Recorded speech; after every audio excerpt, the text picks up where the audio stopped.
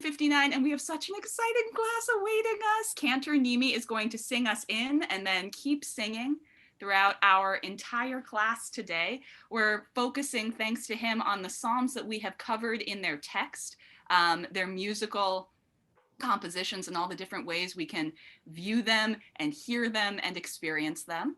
Next week, we will return to Psalms 98 and 99. We're going to study them kind of in compare and contrast mode to one another. And then we'll study Psalm 29, 92, and hopefully a little of 93 to bring us out of our Kabbalat Shabbat Psalms study session. So Cantor Nimi. Yep, we'll wait on it. Okay. And if I could, since I'm going to be doing need to be doing quite a bit of screen sharing, I'm going to speak for just a moment. But while I'm doing that, if someone could give me screen sharing privileges, that would be wonderful. Oh, and I see that's already happened. Thank you very much. So before we sing, I just wanted to let you all know, this is one of the most widely musically set group of psalms in the whole Jewish canon. You might be able to compare it to like the group of psalms that we recite for Hallel, as far as the Psalms 113 through 118 that are recited on certain festival days and on Rosh Chodesh on the first of the month.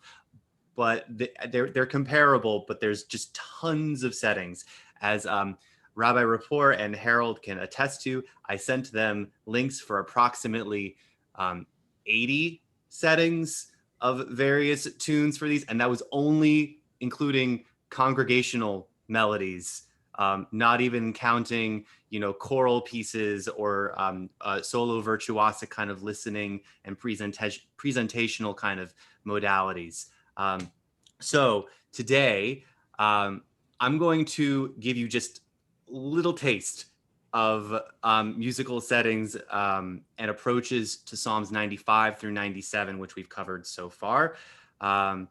I'm only going to share like maybe 2 or 3 non-Jewish settings. In other versions of this kind of class that I've done, lesson that I've offered, I've done much more non-Jewish settings. But today there are just so many different kinds of Jewish settings out there for these psalms.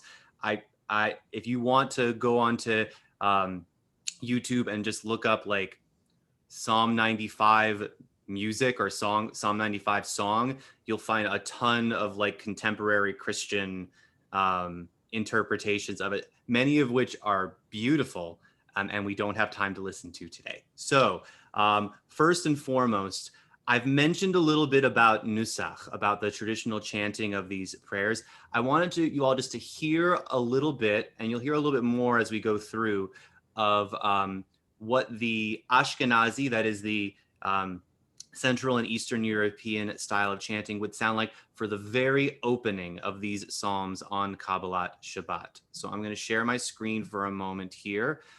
We are going to hear some non-Ashkenazi settings today as well, but just to get us started,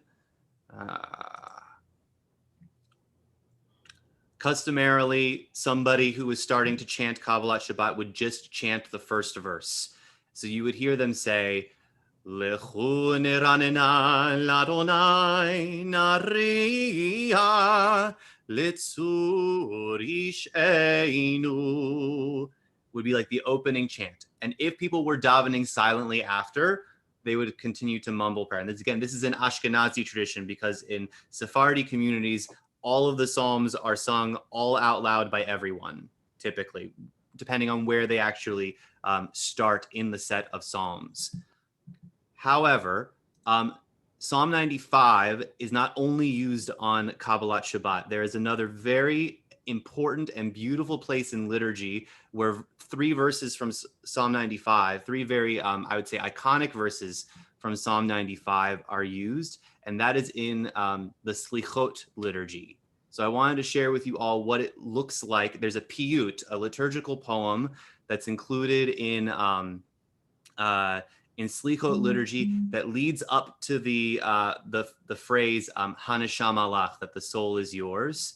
And I wanted to share that with you all too. We are going to do some communal singing today, but I wanted to start this way here and just kind of get our feet wet in all of this. So let me share my screen here. Where is the PDF that I had on hand? There we go.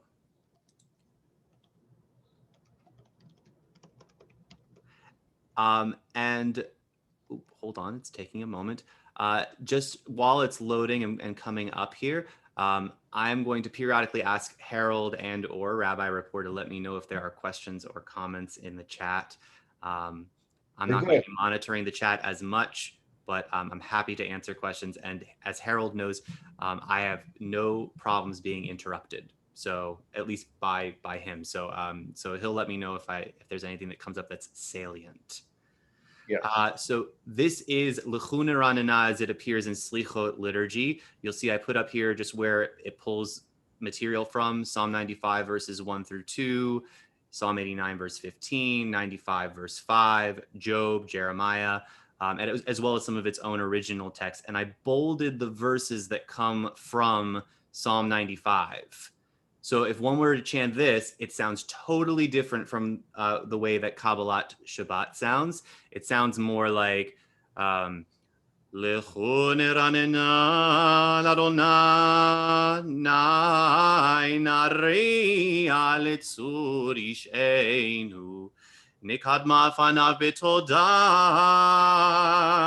bizemirot naria lo tzedek umishpat mechon kisecha Chesed ve'emet yikademu fanecha asher yachdav namtik sod beveit Elohim nehalech beragesh asher lo hayam vehu asahu ve'yabeshet yadav yatsaru asher beyado nefesh kol chai Veruach kol besar ish. Very, very different kind of feel, more appropriate for slichot. But you see that these same verses that talk about joy and greeting God's presence with thanksgiving apparently resonated on another very holy day in the Jewish calendar, holy set of liturgy in the Jewish calendar. So, let us now hear. We have talked about. So yes, I'll take a question now. Thank you. In just one sentence, it could be a whole lecture, maybe just one sentence. Why do Ashkenazi Jews do the mumble thing instead of pray everything out loud? That is a phenomenal question that I actually don't really know the answer to. I could give you guesses. Hypotheses that it has sometimes to do with the quantity of liturgy that they're trying to get through, and that they want to basically have somebody who starts them off. Everyone kind of mumbles at their own pace, and then the leader comes in and like says, "Okay, if you weren't caught up before, this is where we are now. Like catch up." And so that it would be maybe a way through getting through a large quantity of liturgy. Would be a practical guess, but there could be any number of reasons. We'll have to come back to this question in the future. All right. So speaking of singing the whole psalm out loud, we've spoken about some ways that you can do that in a way that's doesn't take a huge amount of time. And one of those is through a method that we call psalmody, which is a kind of repetitive structural approach where you sing like one part of a phrase with one set melody and the other phrase with another set melody, and you just rinse and repeat for every single verse or for every set of 2 verses. That is very common methodology in a lot of Sephardi ways of chanting through an entire psalm. You do find it in Ashkenazi tradition too, just not with the same level of frequency. So I thought that we could hear a beautiful rendition of Moroccan Sephardi approach to Psalm 95. So let me pull that up here for us. Okay, so where did I have that? Here. Nope, wrong tab. There we go. And I don't recall if I shared screen sound here. So let me check here. I did not. Now I have. Great. Okay, so let's see here. Do I need to just refresh the page? Oh, no, I need to. Yeah, I do need to refresh the page. Oh, hold on. It's refreshing the page. Here we go. I'm going to pull up the other. Oh, one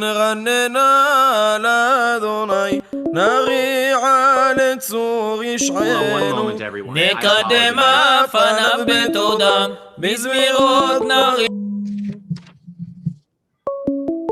I am so sorry. I meant to mute that tab. Hold on. It's okay. Sometimes God calls at the most inconvenient moment. Well, I have everything for me is connected through Google, and usually I am conscious to mute my Gmail tab before I start to do anything like this, and I forgot. So this is what happens. Let me just mute that tab so that does not happen again. Thank you all for your patience. And the tab is muted, thankfully. All right, so once more, I'm going to pull this back to the beginning, and we're going to listen to this kind of antiphonal approach to, or not antiphonal, but psalmodic approach to chanting the entirety of Psalm 95 from a Moroccan Sephardi tradition.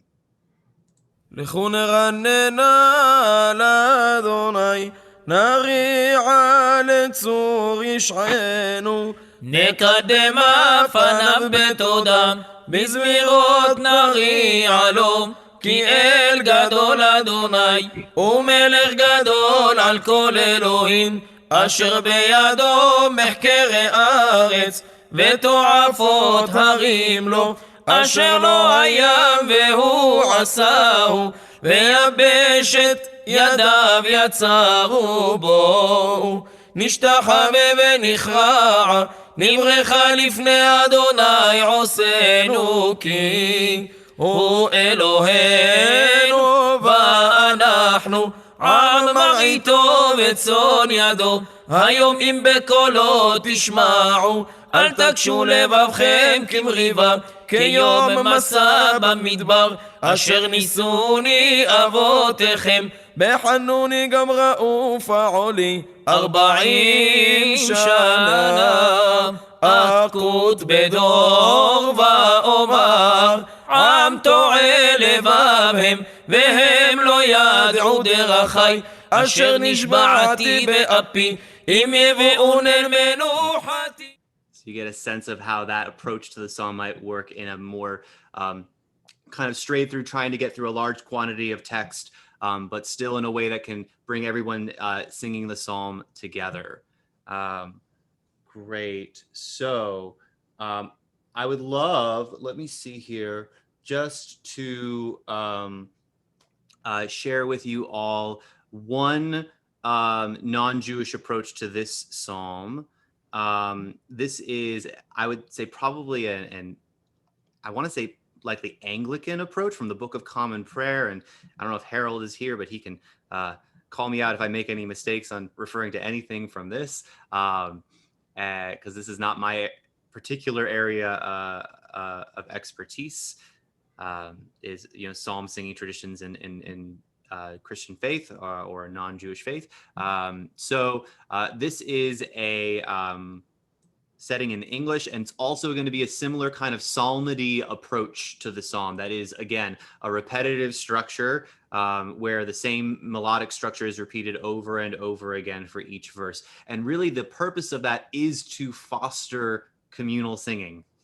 It's to make it easier, because if the melody is really, really repetitive for every verse, then even if people don't pick up on it for like the first two verses, by the time they get to verse 5, they can join in, even if they don't have any singing background whatsoever.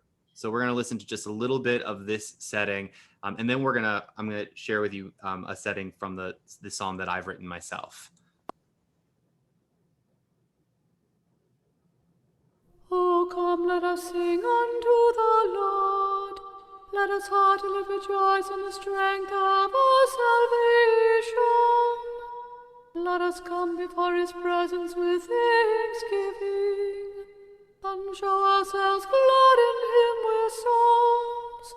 For the Lord is a great God, and a great King above all gods. In his hand are all the corners of the earth, and the strength of the hills is his also.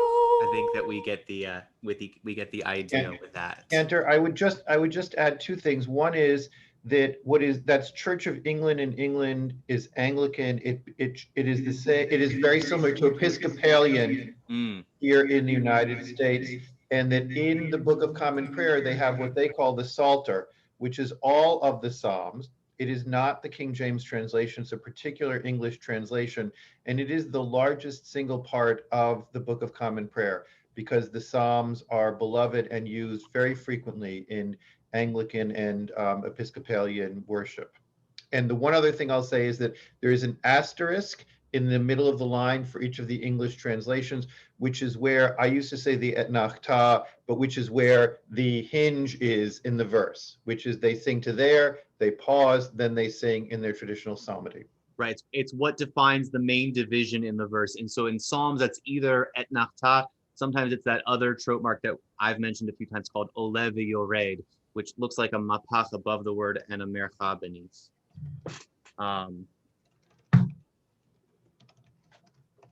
So I thought that to finish off with Psalm 9, I'm like really trying to keep track of our time because there's just so much to get through. That to round off Psalm 95, I would share with you all, at least for today, I would share with you all one of my settings. So in Mishkan Tefillah, the Reform prayer book, they do not include the entirety of Psalm 95.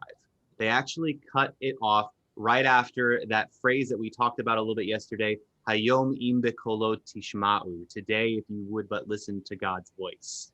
And so I learned Nusach, for the end of Psalm 95 that starts with Arba'im Shana Akut Bador, 40 years for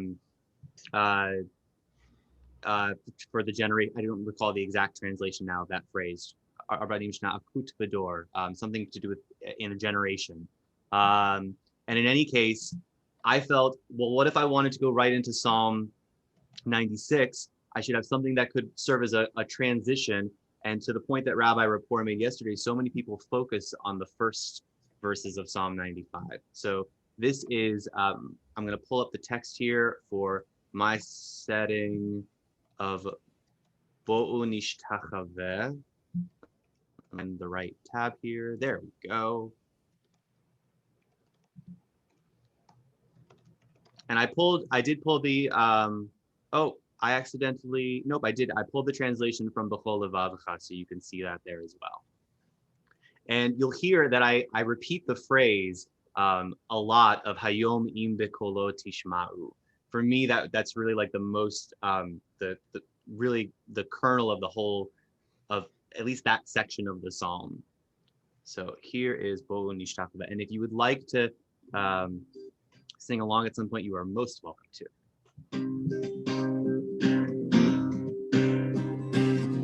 Bo'u nishtachaveh v'nikra mivrecha lifnei Adonai Oseinu ki hu Eloheinu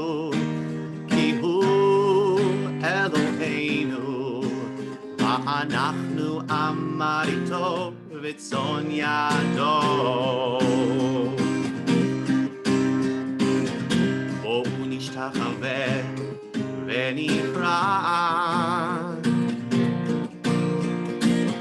nivcha lifnei Adonai Oseinu ki hu Eloheinu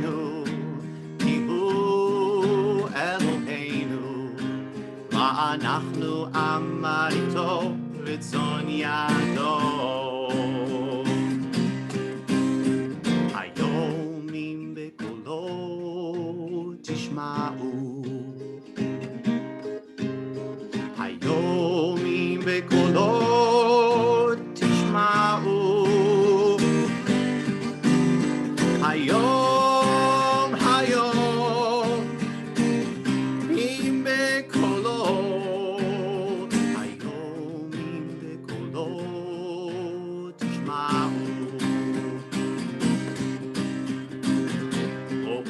ונתחבק ונכרע נברכה לפני אדוני עושנו כי הוא אלוהינו כי הוא אלוהינו ואנחנו עם מריתו וצאן ידו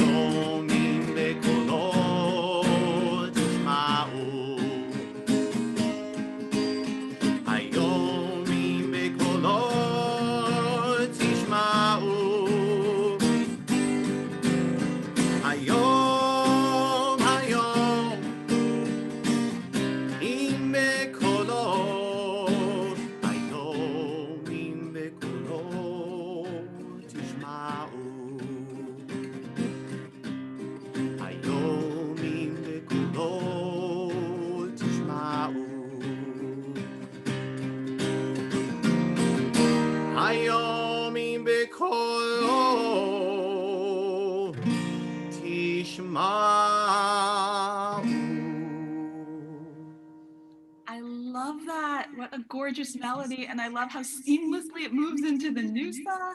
Cantor, that's amazing. Thank you very much. And so now I would love to move on to Psalm 96. And so in typical and great Reformed Jewish fashion, I would love to share with you, this is like a classic Debbie Friedman song that is heavily inspired by Psalm 96. She also pulls ideas from Psalm 98 and oh gosh, I'm gonna jump over here. Oh, and Psalm 149 as well. This is like a classic Debbie Friedman tune, and it pulls so heavily on ideas from Psalm 96 that I had to share it with you all here too, to show that it's not just setting the Hebrew or even setting direct translation of the English text, that you can pull an idea of the joy and character and quality of the psalm and just have this explosion of music. So this is Sing Unto God for all of our folks who went to summer camps, especially Reformed summer camps. This will be, I think, a little bit of a familiar one.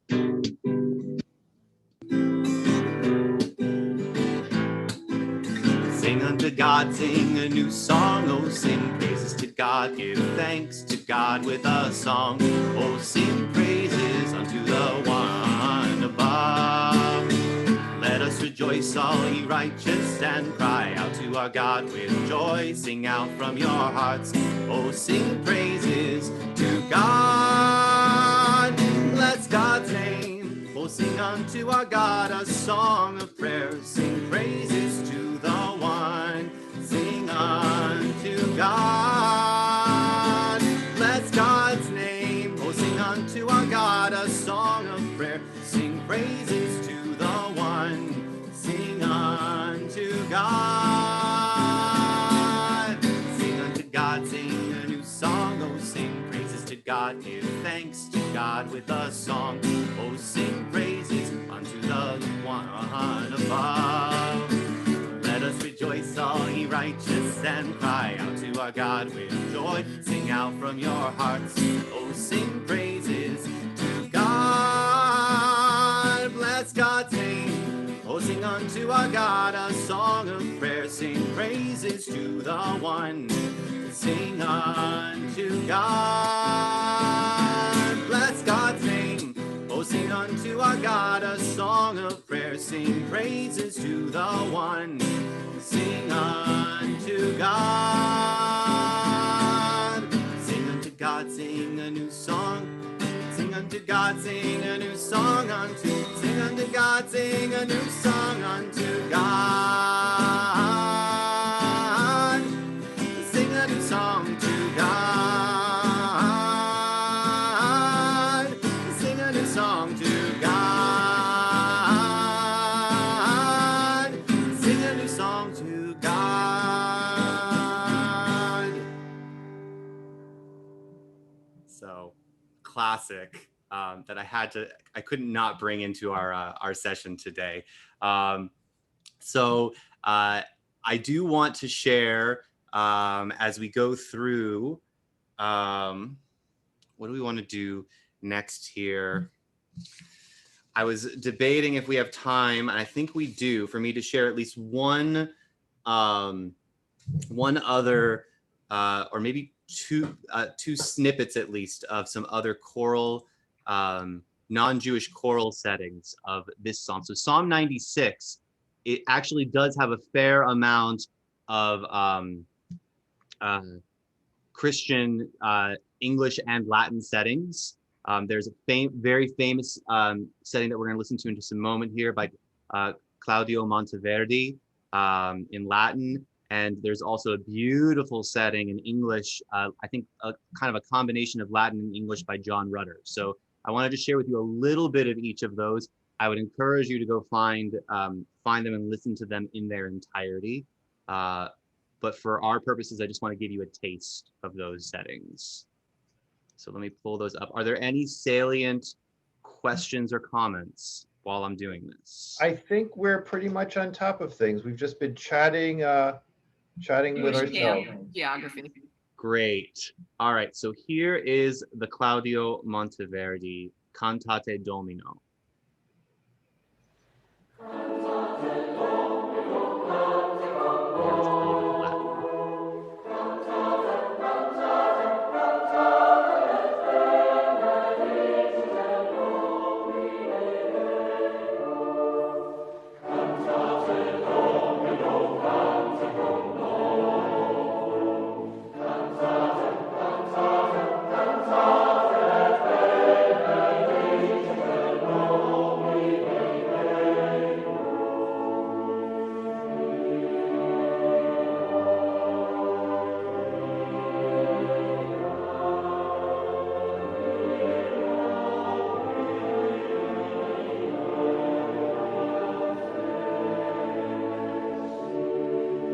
That's a good place to pause.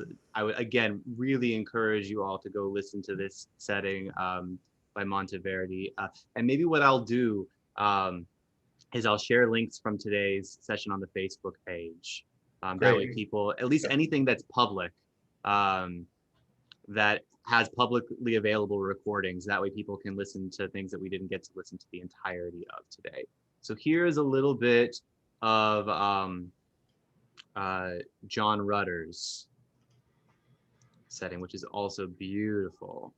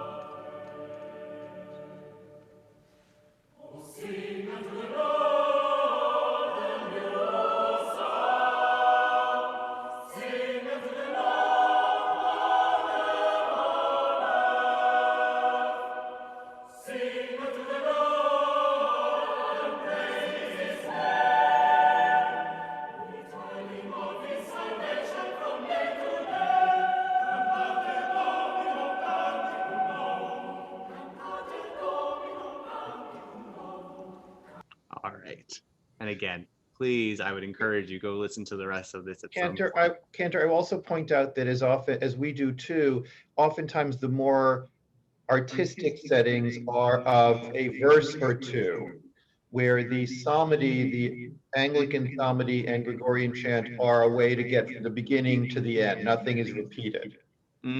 Yes. And so here in Rutter's setting, you hear he actually does use a refrain, which is a little bit atypical. He uses the Latin almost as a refrain. He came back to that material, but then sets other verses in English, which is another modality as well, a much more contemporary and modern sensibility of approach to the text. So let's see here. What do we have time for? Yes. So I want to share with you all just another taste of a non-Ashkenazi Jewish setting of this text from Kehilat Zion in Jerusalem. They are kind of a blended community of Ashkenazi and Sephardi congregants, very, as is CBST. But I think even in Israel, there tends to be a little bit of like a cloistering of the various cultural communities. And so to have a community where it's really truly a blend of Ashkenazi and Sephardi Jews, creating a unified practice is not that common in Israel, outside of the more progressive communities. So to have that where it's a little bit of a more traditional community, but that's very much blended, is it's a wonderful thing. And I've heard them do Hasidic tunes, as well as this melody for Psalm 96. So let's hear a little bit of it.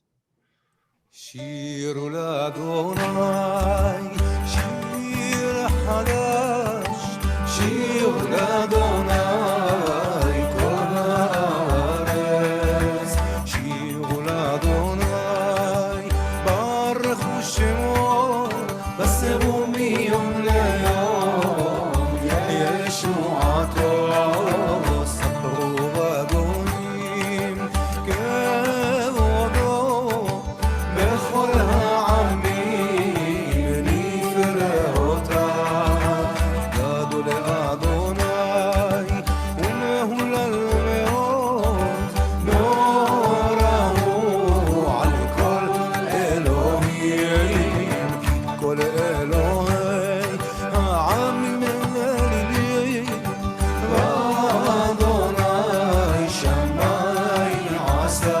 You can hear it's that same kind of psalmody approach where it's the same structure for every single verse. They've just made it very they've dressed it up with some instruments and percussion, and made it a little bit more lively, but it's still the same kind of approach, and a beautiful one too. I'm a big fan of it. So let's see here. I'm going to stop share for a moment because I want to bring up it's a good question about Sephardi or Mizrahi. It depends on because that psalmody approach to singing the psalms, it exists in both.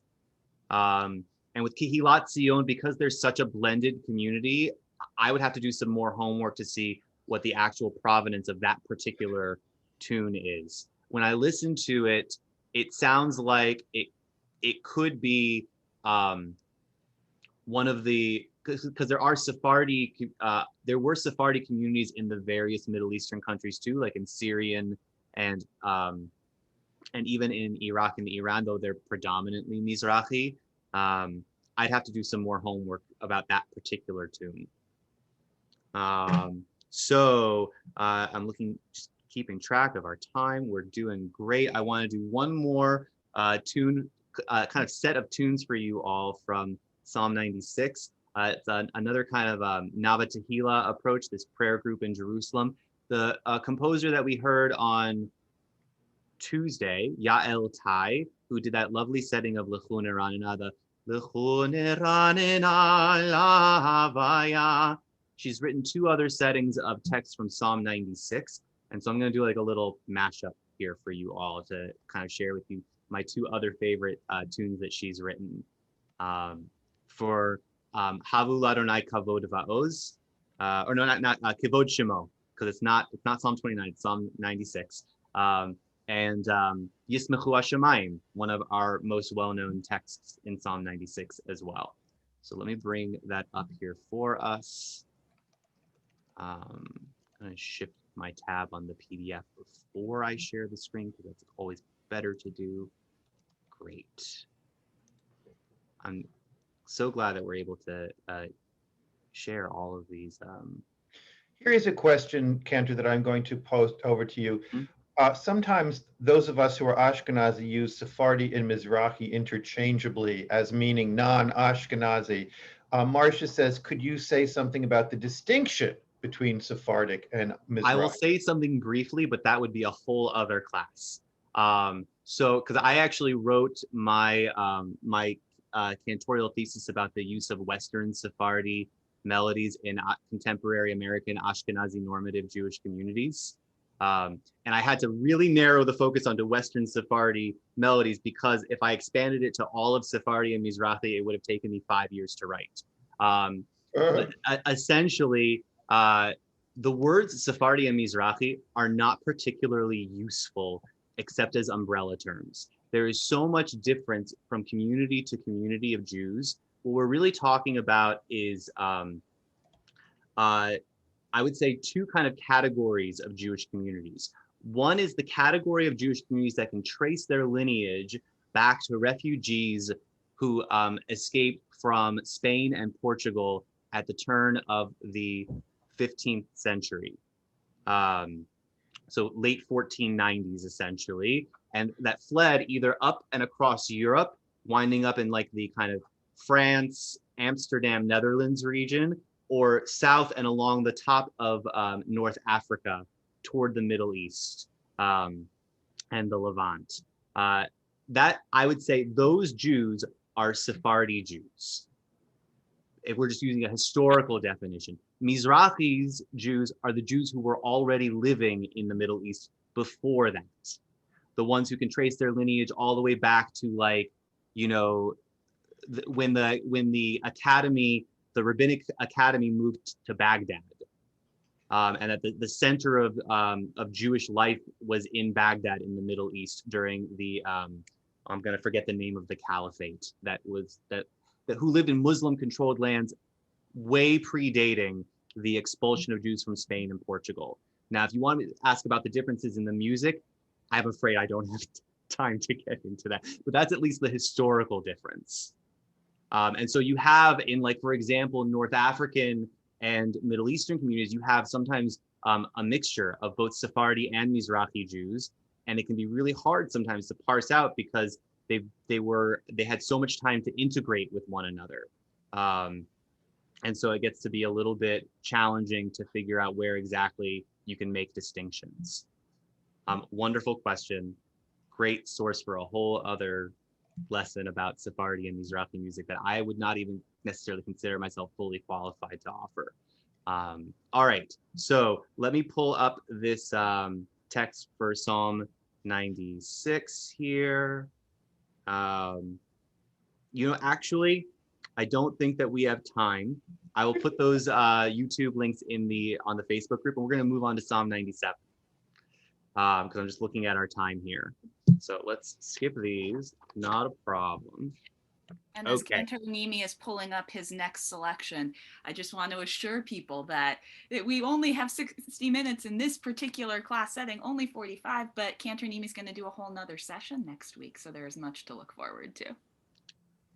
Thank you so much. All right, so for a setting of Psalm 97 that is based on the Ashkenazi Nusach, but is a choral setting that I happen to be in the choir for in this particular performance, so I want to just pull up the video. It's a setting by Steve Cohen, who's a wonderful contemporary choral arranger and composer, who does a lot of work with the North American Jewish Choral Festival and the Hazamir Choral Foundation, so the Zamir Choral Foundation. And I happen to be in the Zamir Chorale for 1 year. And so this is actually going to be a video of this. So this is Psalm 97, which we know, I think probably the verse that we know most from that psalm is Or Zarua La Tzadik. But there's a lot of other beautiful material in it. So let me pull that up here. There we go. And you will see me on the very far left.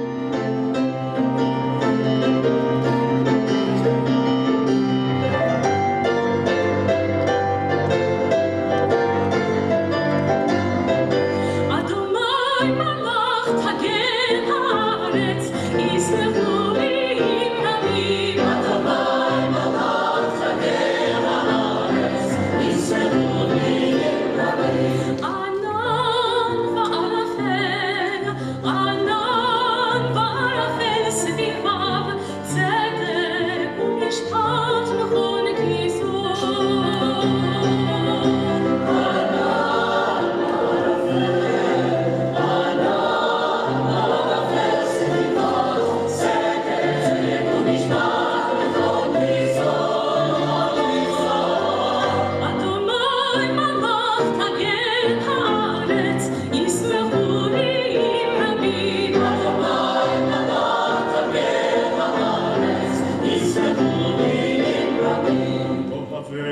אדוני סידורה, שומר נפשות חסידה, מיד רשעים, מיד רשעים,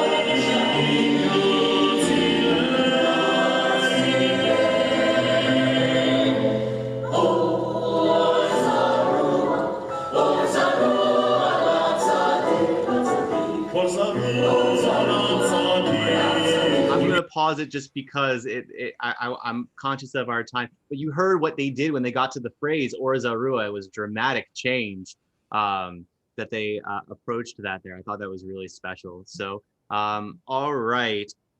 Speaking of text in the song that we don't necessarily sing communally often, but there are actually melodies written for. One of my favorite contemporary Jewish songwriters is Rabbi Joshua Warshawsky. You all might know the melody for one of his Lechadodi settings that I actually am proud to say that I was the first one to sing at CVSC the one time that I led Friday evening worship as a congregant. It's the one that goes, Lechadodi likrat kala. So he wrote a beautiful setting of Anan va'arafel that I wanted to share with you all. And then I have one other thing, and there's two things. Hopefully we can get to both of them. So let me pull this up here. Where do I have it? Hold on. I should have, there we go. Okay, it's gonna just switch the tab here for a second and take its time. Oop. That was not what I wanted to happen. Okay, hold on. Friends, thank you for your patience here. This closed on me. There we go.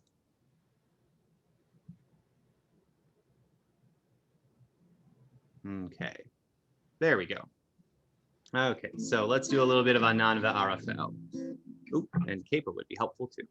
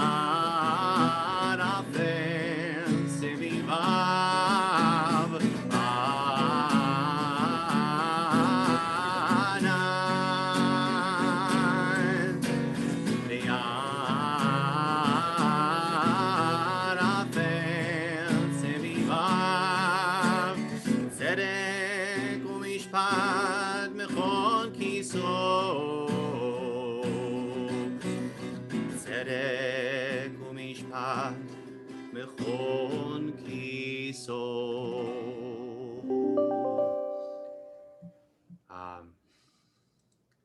So I see that we are at 9:45. I had one more, but I think that that's not a bad place to end. So if we need to, quite all right. I think that we can do the one more, some people had the expectation for this week that we'd be going till 11. If anybody has to leave, this is a beautiful pause point right at 10:45, and we'll see you next week on Monday as we study Psalms 98 and 99. But Cantor, if you want to sing us out with one more, bringing us closer to 11, absolutely fine. All right. So there are also a lot of beautiful, like bigger chazanut kind of settings of these texts. One of the sets of the end of Psalm 97 that is really widely set is starting from Shama'a v'tismach Zion, which I think is, let me check where that actually begins. We're going to pull up, I'm going to look at it on Safari and pull that up for us there. So Psalm 97, that's starting at verse 8 to the end. So I wanted to share with you all, this is like one of the famous settings. There's a few famous Chazanut settings, including one by Gershon Sirota and a couple of others. But being an HUC alumnus, I can't not take us out with a little bit of Kachko. Adolf Kachko was an expat who was brought to the U.S. And his Nusach and Chazanut is what brings up Reform cantors to develop a love of Nusach and Chazanut. And so his setting of Shama'a v'tismach Zion. So I'm going to pull up the Safaria text for us so that we can follow along, and that will be our last thing for today. And hopefully my voice will hold out, because I'm still dealing with some post-holiday vocal fatigue. All right, let's try this. Shama'a v'tismach Zion,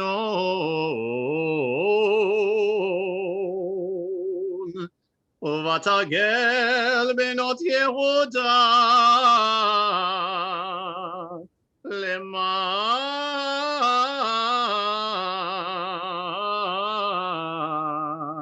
mishpatecha.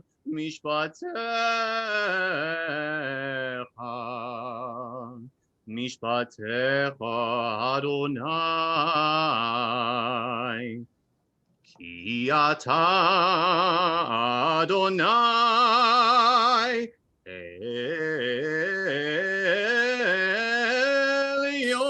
Elyon al kol haaretz. Me'od na'aleta al kol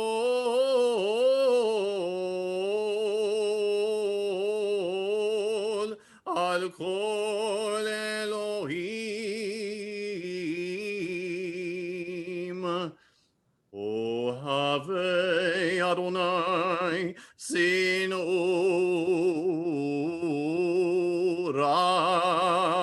Shomer nafshot chasidav miyad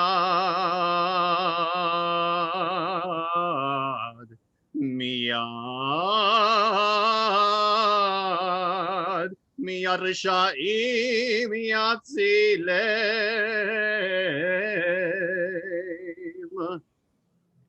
Or zaru ala tzadik uleishrei lev simcha. Simchu tzadikim b'Adonai ve'hodu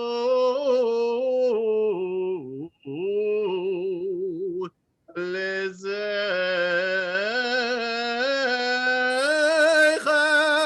kodsho.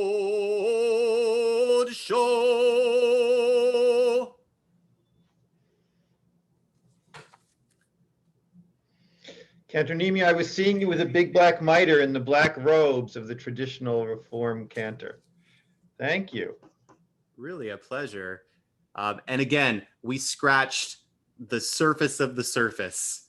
There is so much more out there. I will share links for everything that I offered today, as well as maybe all of the various links that I sent for Psalms 95 through 97 to Harold and Rabbi Rapport. That way you'll have a list of approximately 40 links just for these 3 Psalms. Cantor, it might be easier. I can just email everybody. So we don't have to do that through. So I'll send you then the ones that I did for today that were not already on the list that I shared with you previously. Great. And I'll send a list to everybody. Thank you so much. Oh, this pleasure. was amazing. And an early Shabbat Shalom to everybody. Early Shabbat Shalom. May it come with renewal and blessing. If you have favorite settings of these particular Psalms or any of the Psalms of Kabbalat Shabbat, I think that you should put them in the Facebook group. Everybody and anybody in this class, especially if you're a frequent participant in Friday night services at CBST, probably has a whole playlist in going through their minds. When we approach Shabbat this week, if you're participating in Friday night services at CBST or anywhere else, you might find that you have a new and deeper relationship to these particular Psalms. And I can attest that some of the ones that we studied in particular will be featured this Friday night at CBST. So I'm looking forward to celebrating with you and seeing you next week for week 2 of the Kabbalat Shabbat Psalms, starting with Psalm 98. I would also just encourage you all, when you listen to music of the Psalms, pay attention to what the music is doing with the Psalm. Now that you know the text and you've heard a lot of musical settings, music doesn't live in a vacuum. Hopefully the person who wrote the tune has some familiarity with the text, and they made musical choices for a reason. So maybe when you hear a musical setting, be like, well, why did they do that? And then you look at the words and you're like, oh, that's why they did that. Oh my God. I hear dogs. Thanks, everybody. Bye. Bye. And thank you, bye-bye, as always. Bye. Vote. Don't forget to vote.